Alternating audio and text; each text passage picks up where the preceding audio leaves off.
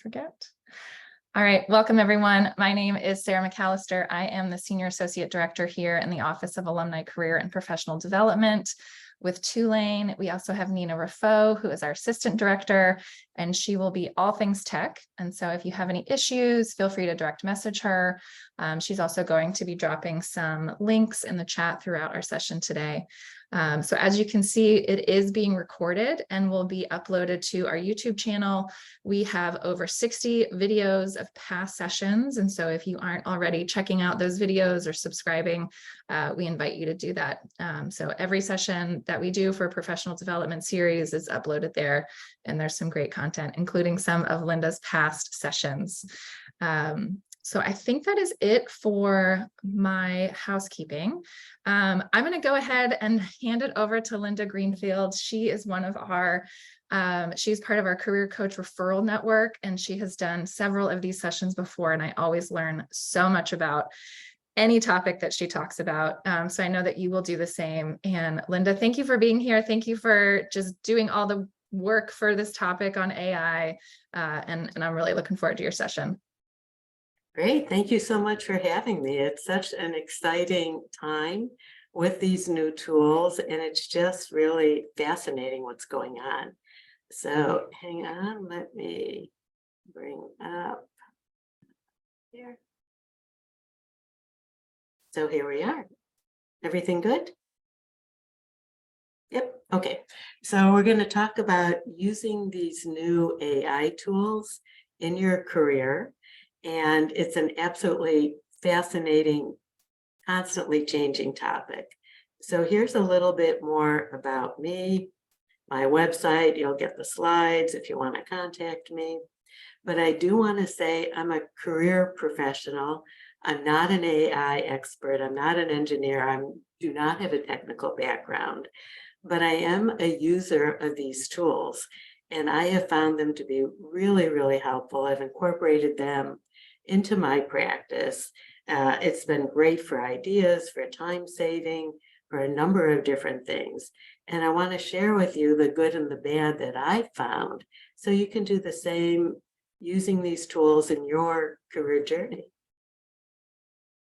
So lots and lots to talk about, really just the tip of the iceberg, actually. We'll talk a little bit about definitions, some of the tools that are out there, an overview of prompts, definitely a talk about limitations, and then some of the different ways that these tools can be really helpful. So if you're thinking about career choice, what to do with your life career-wise, career pivots, for job search, for networking, for all of your marketing material, for interviewing. There's even other topics for success, job success, things that you're dealing with just on the job that can be helpful for those as well. We'll talk a little bit about that at the end too. So what is this? So a little bit more in definitions. AI as opposed to generative AI. So AI has been around for a very long time. And AI is the development of computer systems capable of performing tasks that usually would require human intelligence. Generative AI, which is what all the buzz is about, is a subset of AI. It focuses on training models to generate new content, new data based on patterns and examples observed in the training data. So yes, this slide was generated by AI. Full disclosure. So this slide I want to spend some time on because there are a number of tools. The one with all the press you've probably heard of, hopefully you've tried, is ChatGPT. The company that originated it is OpenAI. It's backed by Microsoft. Just last month, there were 1.6 billion visits to ChatGPT. Just last month. It is not connected to the internet. It's trained on data through 1021, so not on current data. It's known for giving longer, more creative responses than some of the other ones. So Bing search has been around a while too, but Bing now also has the option of search or chat. Microsoft is the company. When you're using Bing chat, you've got a couple of options. You can ask for the conversation to be either creative, balanced, or precise. Bing chat uses ChatGPT 4, which is the paid version, the upgraded version that would cost you $20 a month. The free version, ChatGPT 3.5, is what I'm using, but Bing chat uses the upgraded ChatGPT 4. Just good to know that. Yesterday, and this is part of how fast things are changing in this field. Microsoft announced that Bing has a new feature that you'll be able to upload images and ask questions about that particular image and interpret it. So I did try this last night. I uploaded a picture of a Mardi Gras float. It correctly identified that as a Mardi Gras float and gave me all kinds of information about Mardi Gras and floats and everything else. So very, very interesting. Claude 2, literally last week. The company is Anthropic. It's backed by Google.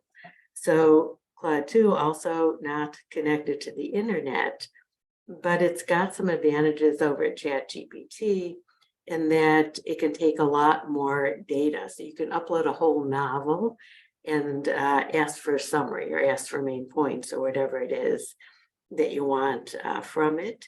It's also being shown as being better at math than ChatGPT is. There's still some issues with math with ChatGPT.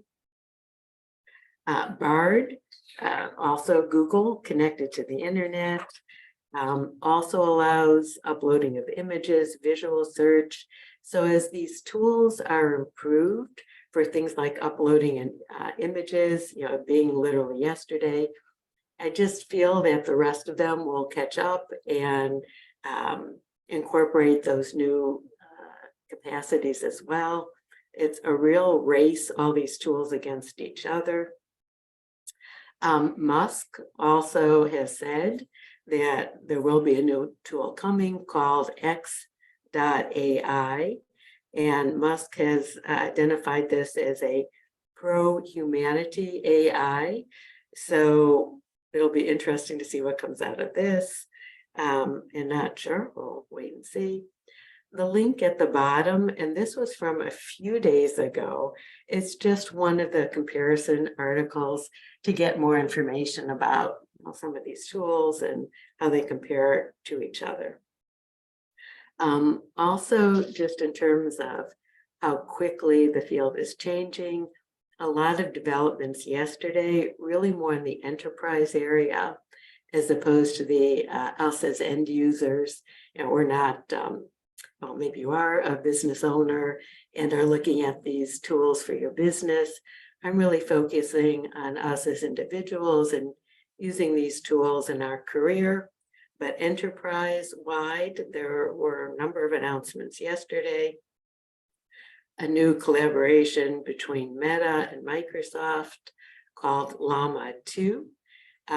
So this is all new, released to companies as open source software, running on Microsoft Azure platform.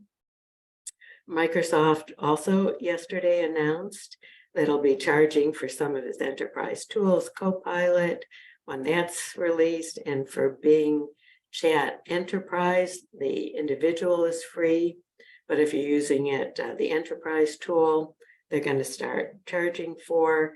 The benefit of using that, the enterprise tool, is the data will stay within the business. You don't have to worry about security with that. Microsoft stock took a big hit up when it announced that it's going to be charging, which was interesting as well. Salesforce also announced it's going to be charging for their AI tools enterprise-wide. So you get the idea. I mean, this is yesterday, literally yesterday. So things are changing very, very quickly. So I want to talk about prompts. So the output that you get very, very heavily dependent on the prompts that you give it. So just some general ideas for prompts: to be as specific as you can and provide as many details as you possibly can when you're asking questions of these tools. So this I have seen on a number of sites, to ask questions one at a time, not multi-part questions.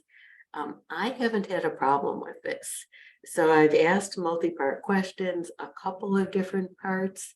Maybe if you're asking 10 different parts in one question, there's a problem. If that's the case, you might want to break it up. I haven't seen a problem with this, but it's something to be aware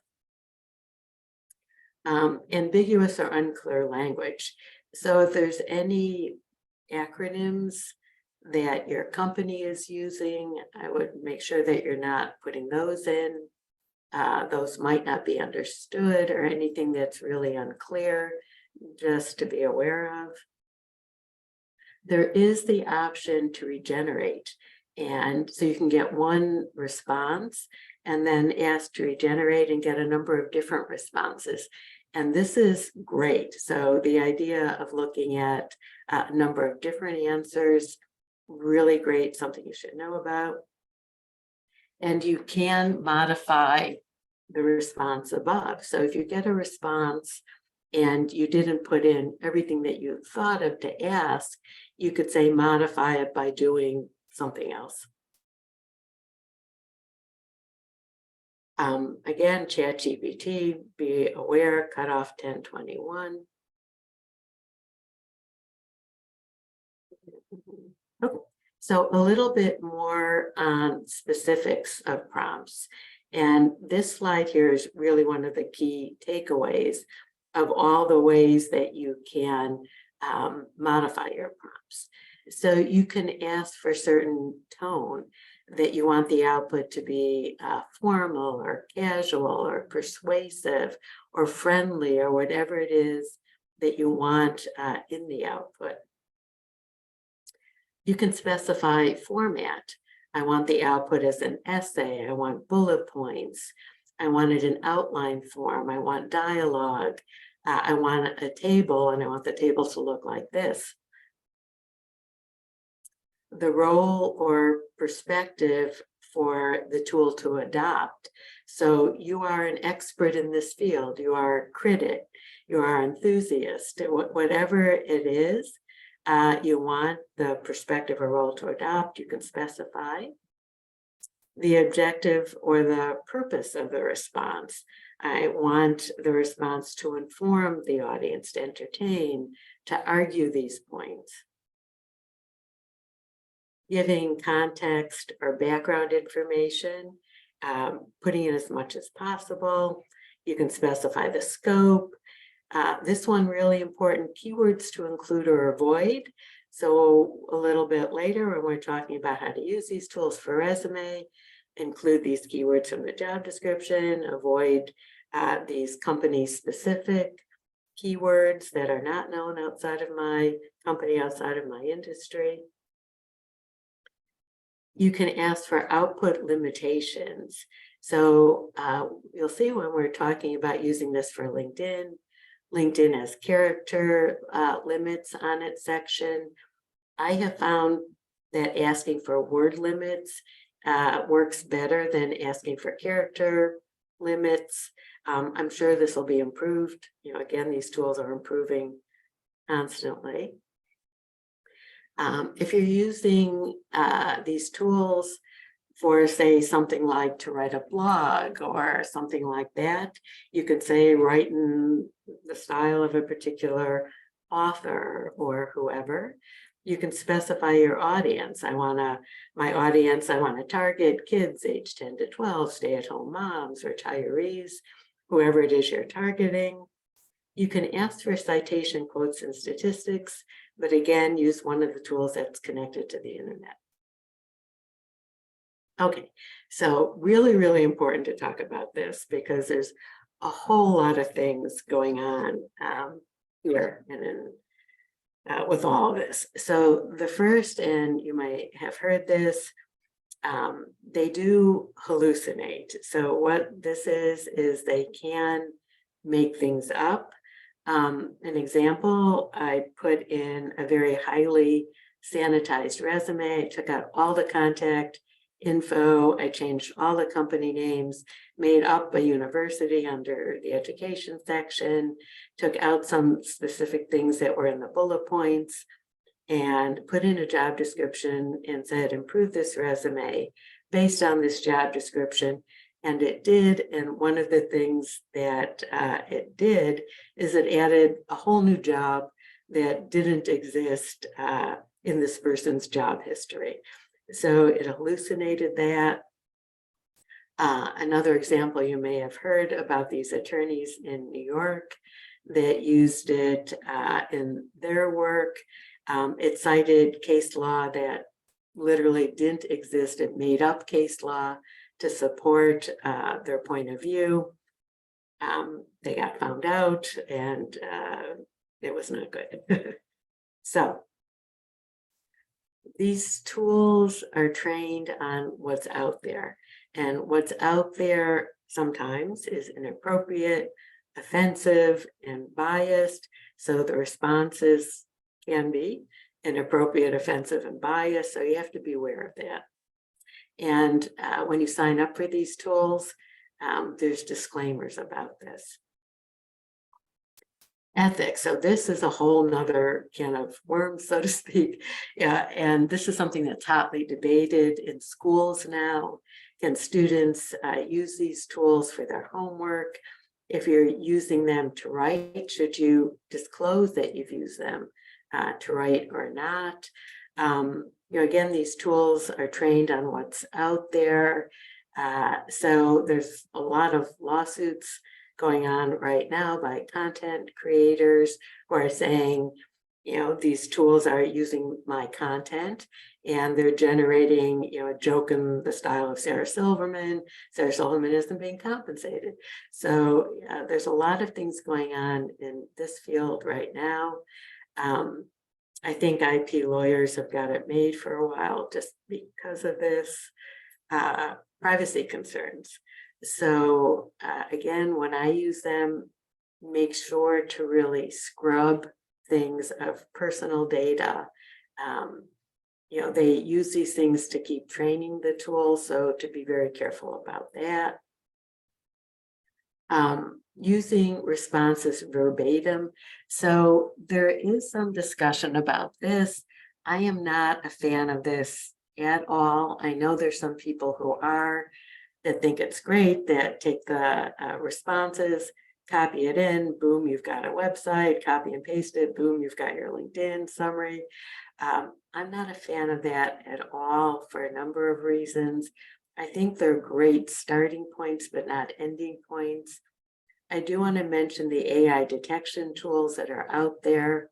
Right now, these tools are not good. False negatives, false positives, they're not good, but they're just going to get improved. So it's just something to be aware of that's out there. The cutoff, definitely something to know. Lack of emotional intelligence. So when I put this in to ChatGPT, I got the same bullet points that I had already thought of, but it mentioned lack of emotional intelligence. And I thought, yes, that is so true.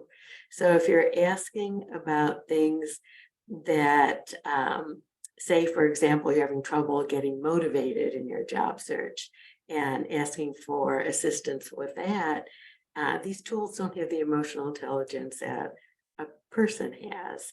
So just something else to be aware of. So let's get into it in terms of all of the different ways that you can use this. And again, this is just the tip of the iceberg for all the different ways, but I really want to talk about each one of these.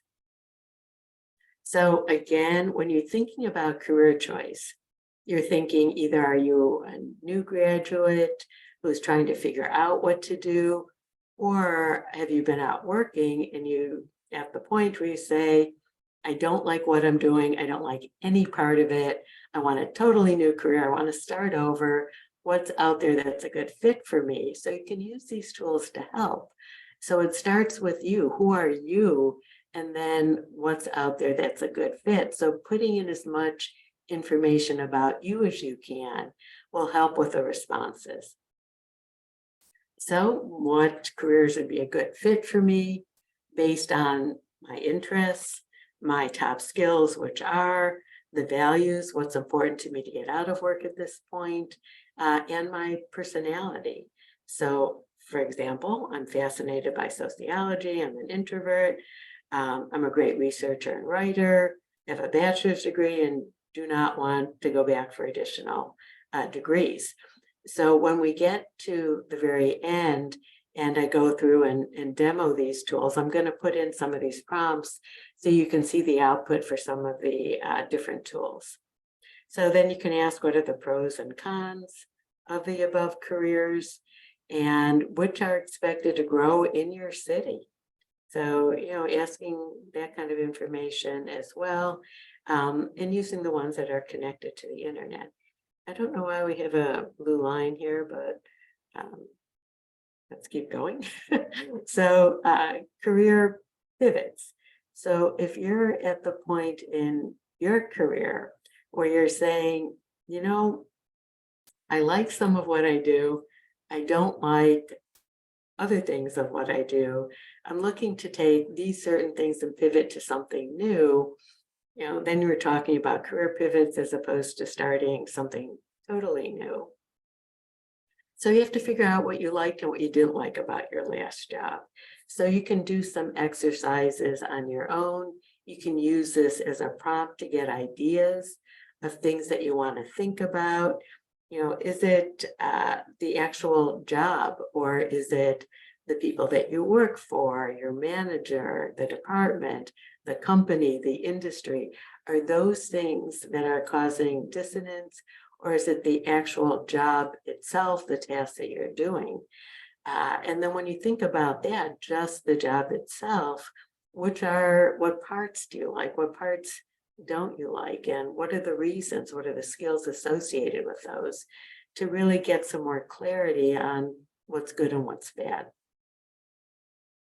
So, ask, I'm looking to make a career pivot from this particular career. I want to keep doing this part, not do that part. I want to stay in the same industry. I want to change industries. These are my top skills. This is what's important to me. What are some options? And asking for help. How do I find out for sure if that option's a good fit for me? Writing a plan to get there.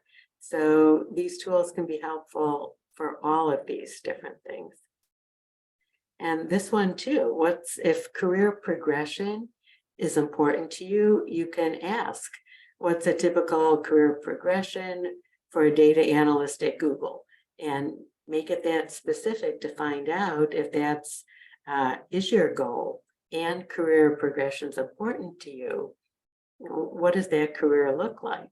If career progression is not important to you, think, say, like your dentist, no career progression there, that's not a value, then this is not the right question that you want to ask. So asking things that are important to you.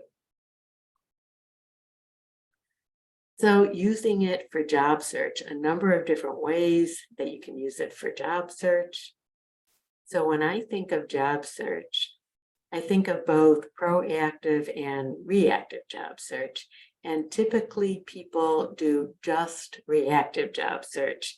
So what that is they see a posting on a job board, they react to it, they submit an application. Lots of times they hear nothing back. The idea here is to do both proactive and reactive job search in tandem.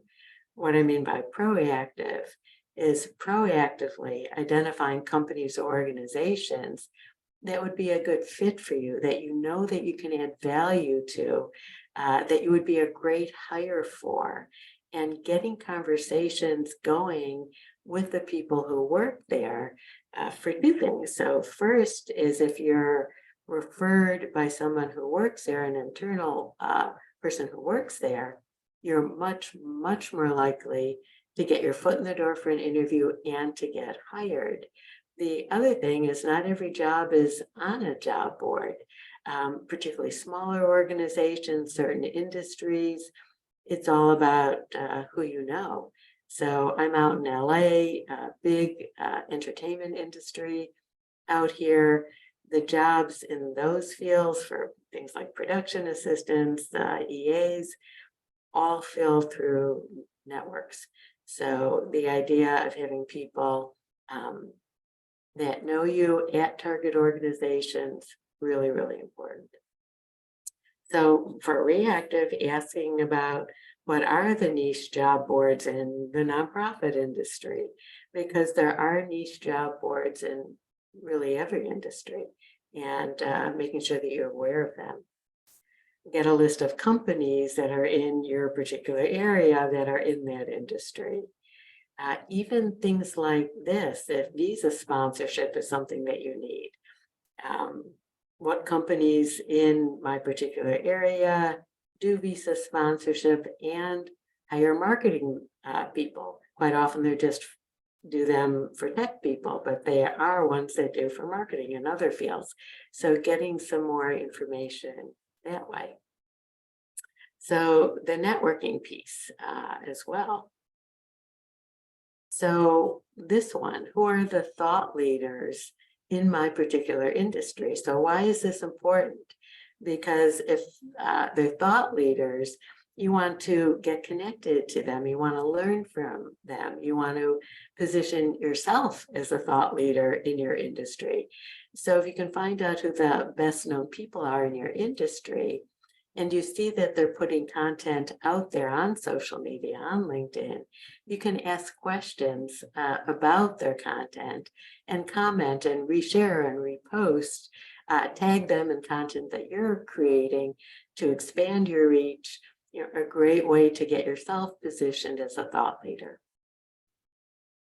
So professional associations, another great way to meet people in your industry by going to events, things like that. So, and here is where these tools really shine. If you're saying, okay, I'm gonna do this, I'm gonna go to an event, but what do I say? So generate an outreach script for me to ask this particular person for a coffee meetup, going to this conference, putting in our bio. So it's tailored really more to who that target person is and who you are, to help generate, you know, an outreach script to ask for that coffee meetup. And then when you get your answer, what should we talk about? So getting a list of topics that way, you know, great for idea generation, great for generating scripts, copy, things like that. So marketing material. So lots of ways it can be helpful for all of your marketing material, your resume, your cover letters, your LinkedIn profile, you know, even bios too. So for resume, so this first prompt, first glance looks like a terrible prompt because generate a mechanical engineer resume with quantifiable results. You're going to get a super generic resume with results. But I've used this prompt for a reason. And when I'm working with clients who say, I have no quantifiable results, I really don't even know what that looks like, no ideas. So when I do this and I get a sample resume with quantifiable results, I can show it to the client and say, here are some ideas of somebody else in your field that does have quantifiable results. Does this spark anything for you? Does it give you any ideas? And every single time I've done this, it's like, oh, yes, I didn't think of that. That's something I need to think about, and give me some time. I'll come back with quantifiable results. So generating ideas. Rewriting bullet points. So quite often when I'm looking at resumes that people have just written themselves, bullet points are way too long. So shortening the bullet points, taking out extra words, filler words, things that you don't need, even specifying format. I've achieved X as measured by Y by doing Z. This particular format is the format that Google likes. So, if you're targeting a particular company and they do have a format that they like things, good to know. You can put your resume in that format. So really great for help with an executive summary, the top part of your resume, based on what's in the context of this resume and targeting this particular job, putting in your resume, putting in the job, generating an answer. So I've done this a number of times with clients where we've put in, again, heavily sanitized resume, putting in the job description, and then hitting regenerate, regenerate, regenerate, and taking phrases, taking some almost full sentences and putting it together in an order that really does make the most sense.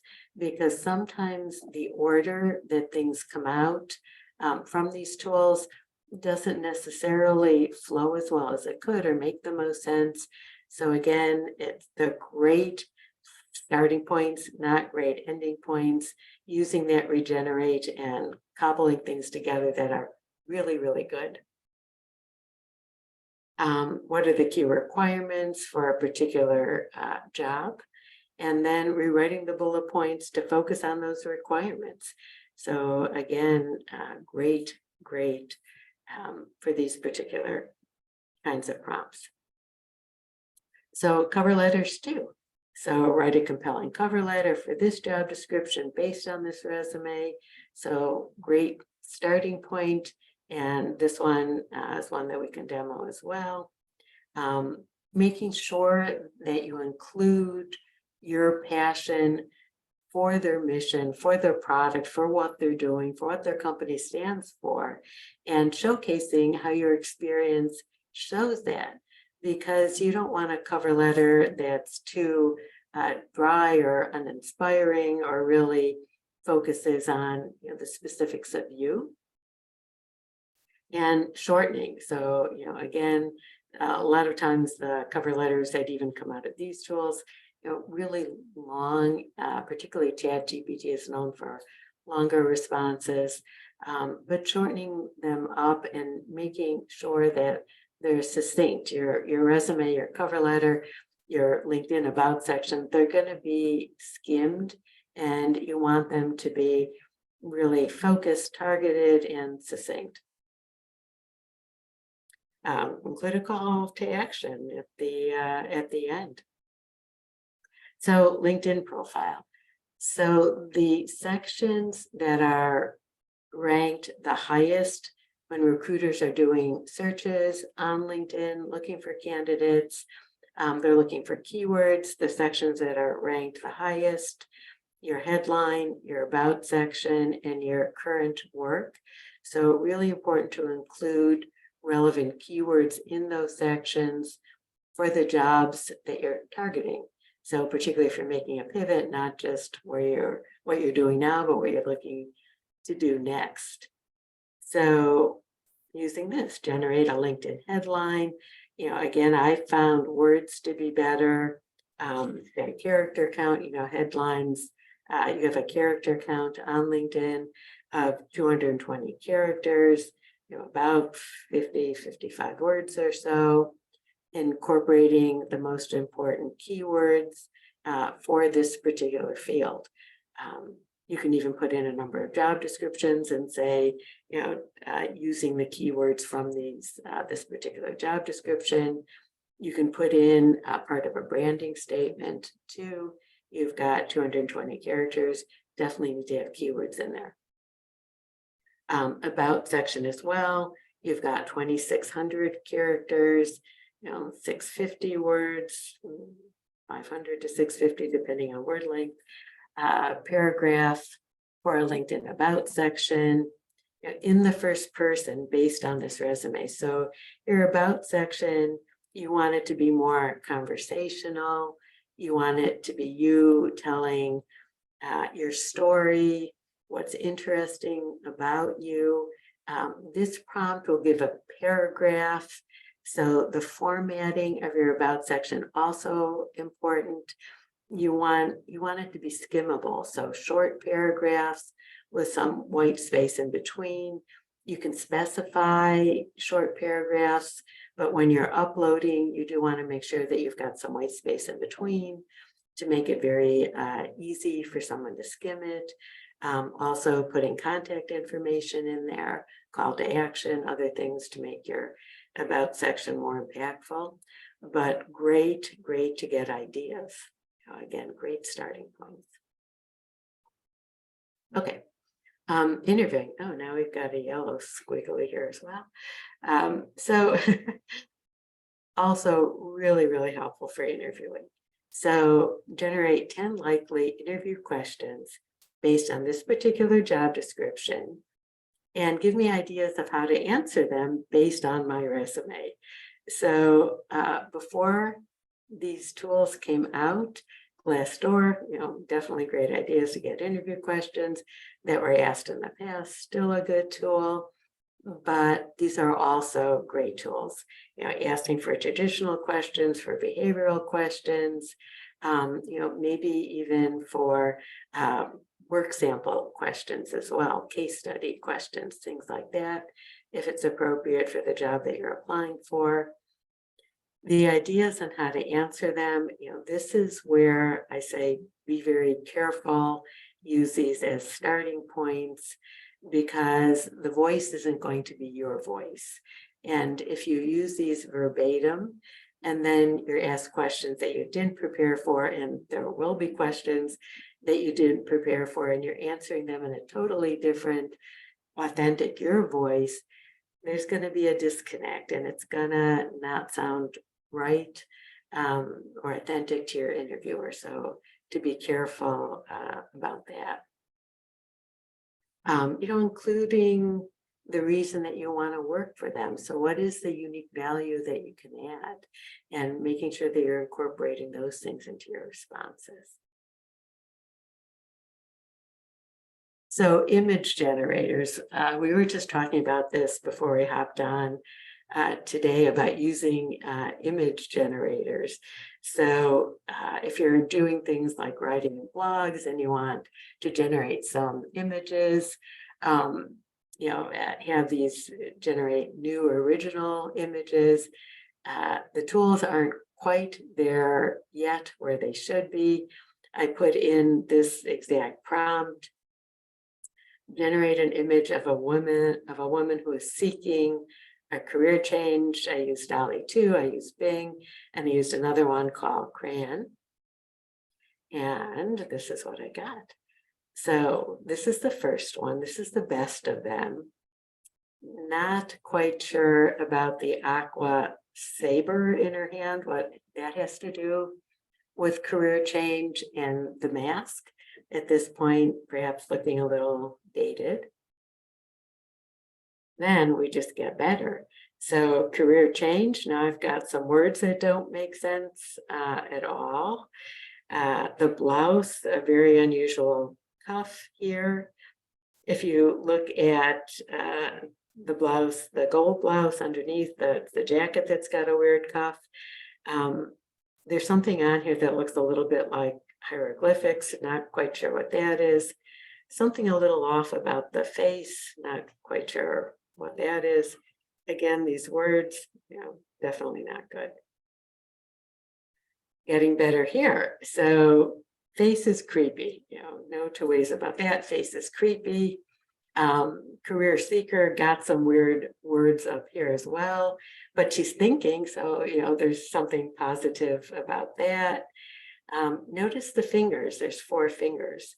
So these image generators are known for having trouble with hands and fingers at this point, for whatever reason, don't know why.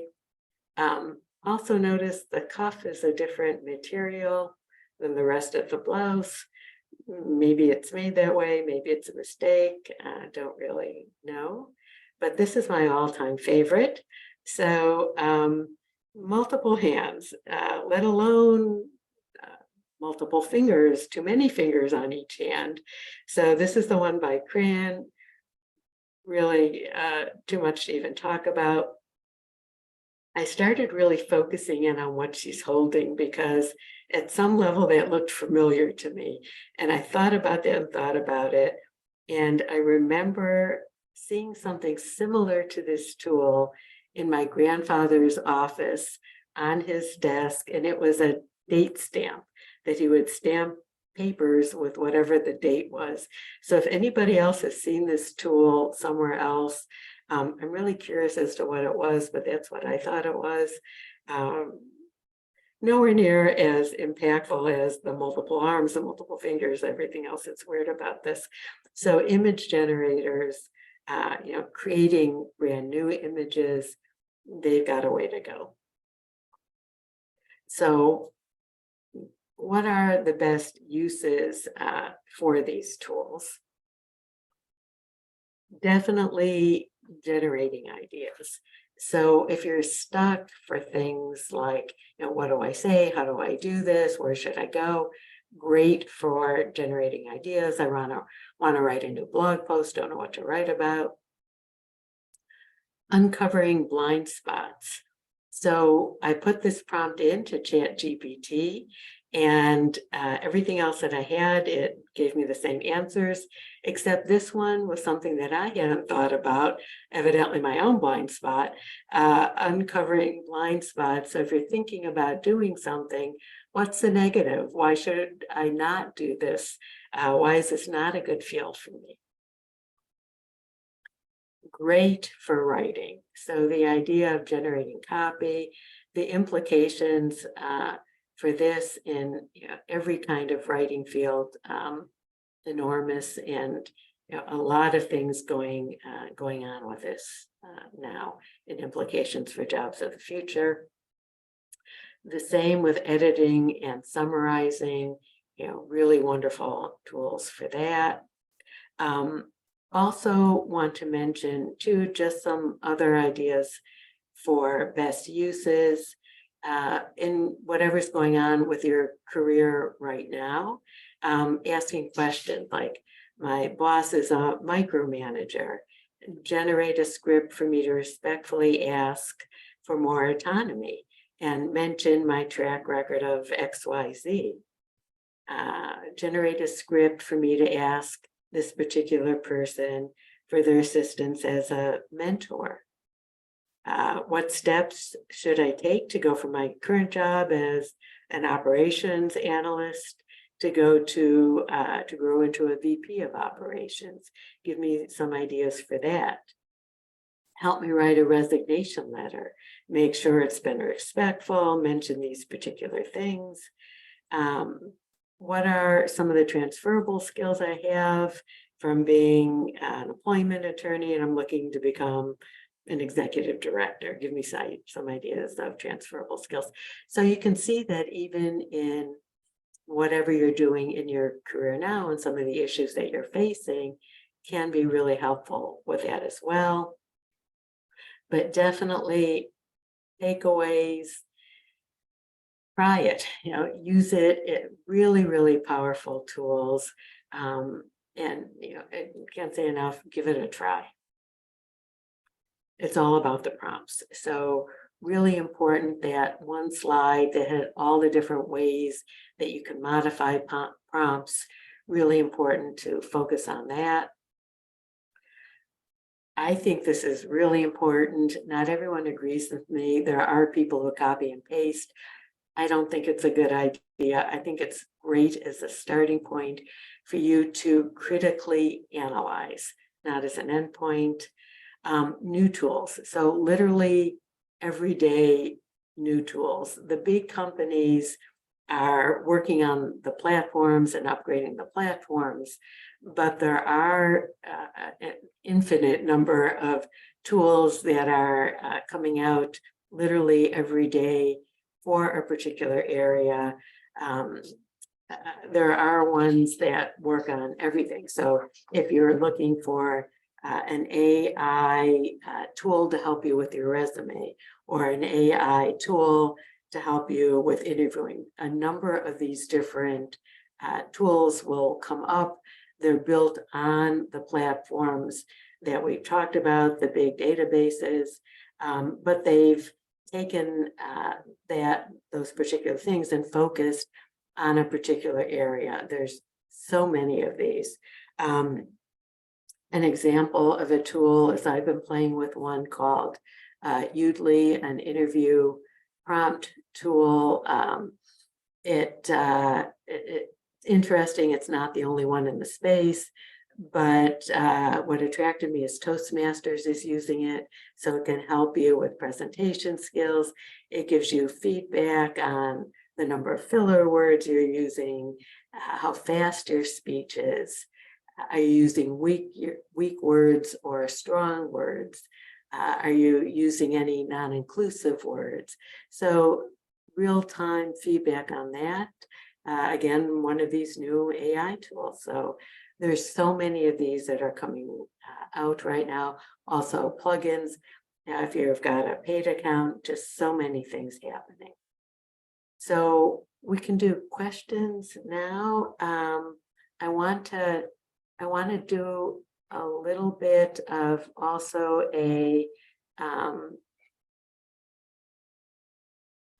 let me do something where I just want to show you some of the prompts. So give me 1 second, I'll bring that up, and I'll just do 1 or 2 to make sure that we still have time for questions. Is that okay? That works. Yeah, we don't have any active questions right now, so let's do the demo and then we'll do questions. Perfect. So hang on here.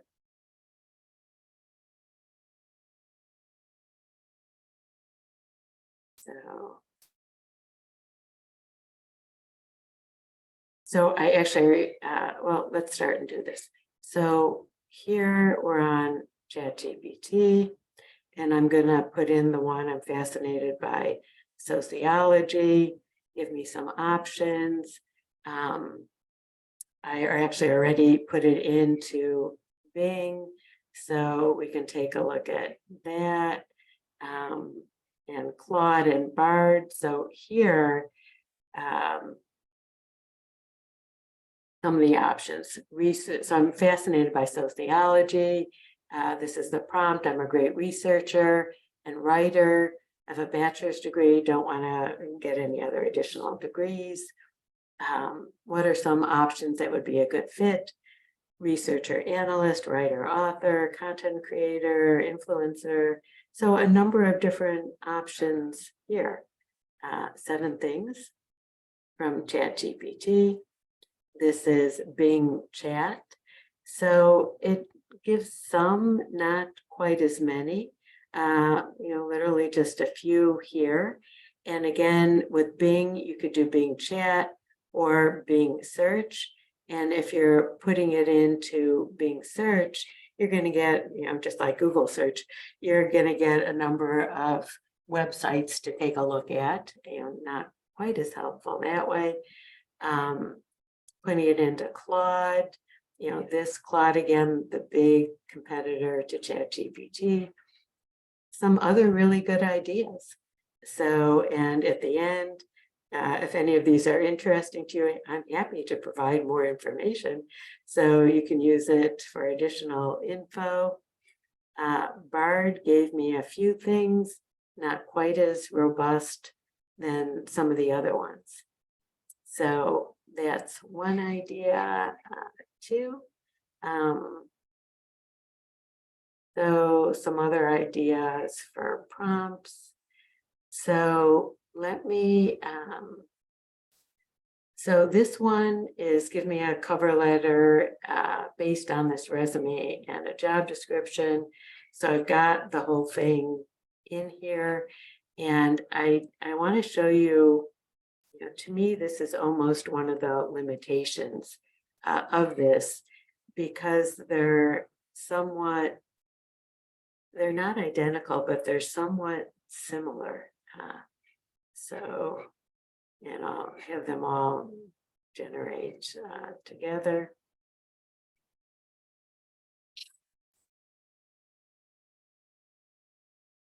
Generate and Bard as well. And we'll see what these do. So here,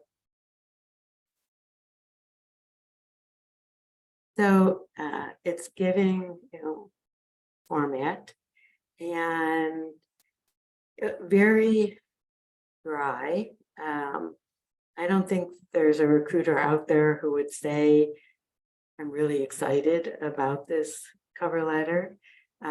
Definitely professional, but didn't really focus as much on kind of why do you feel that you're such a good fit?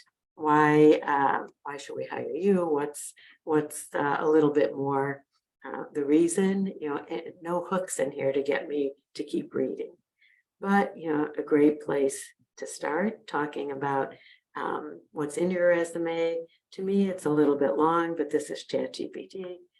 Definitely a little bit long. Did this go? So this one, I had the job description in here. Let me put it in, and it worked before. Let's see if this is going. Claude. Here, again, a little bit cut and dry, shorter, which is good. Again, okay. And Bard 2. So you'll see, they give you similar, in a way, responses, but not enough distinguishing, not in your tone, in your voice.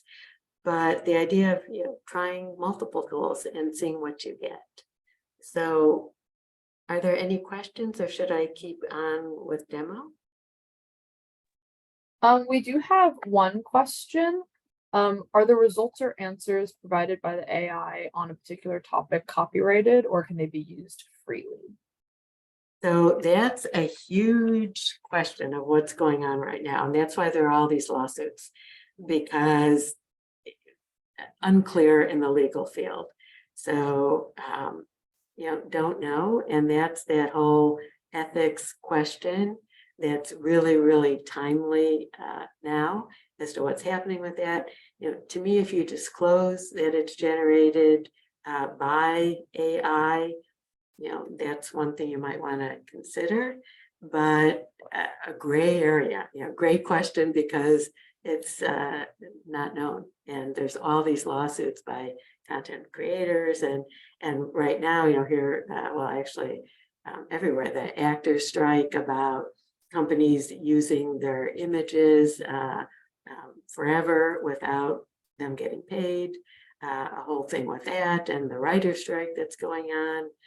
Can companies use generative AI to write scripts, to write screenplays and everything else, or not, and replacing writers? So definitely a hot topic. Linda, are you seeing any, thinking about like from a job seeker perspective, but particularly around this generative AI, are there any new jobs or kind of booming in jobs for people who specifically want to work on the generative AI in industry? Does that make sense? Oh, absolutely. So there's, that's a really good point. There have been new jobs. Prompt engineer is a really hot job title right now. And so people who are figuring out in a very complex way, what are the best prompts for an individual company to utilize these tools. So really high salaries, so tech background, but also, English background is really needed for that. There are a huge increase in the number of jobs that you'll see now available that mention AI.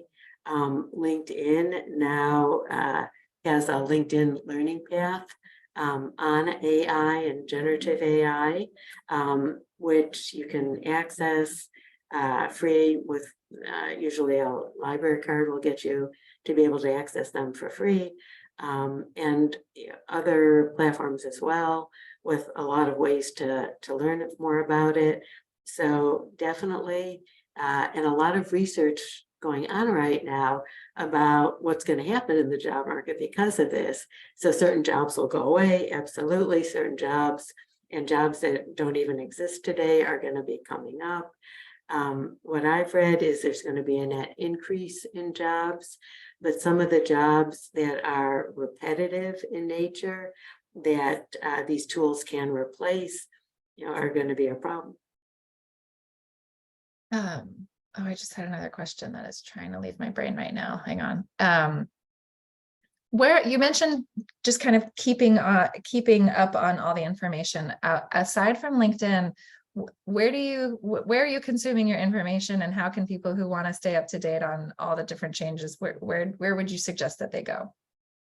So yeah, that is a great question. LinkedIn, I do get a couple of emails every day on prompts that give me just some of the thought leaders in this space, give me what's new in new tools coming out, new companies that have developed, new platforms, what's happening in new releases, like literally yesterday with what the companies have released in cloud last week, and some ideas of creative prompts. So I can, let's see, I wonder if I could find them and put them in the chat, or just give them to you later. Yeah. The ways to include. Yep, we can, we'll send a follow-up email with the recording. Nina will send that. And so if you just want to send Linda links, she can include it in that email as well. Yeah, absolutely. Absolutely.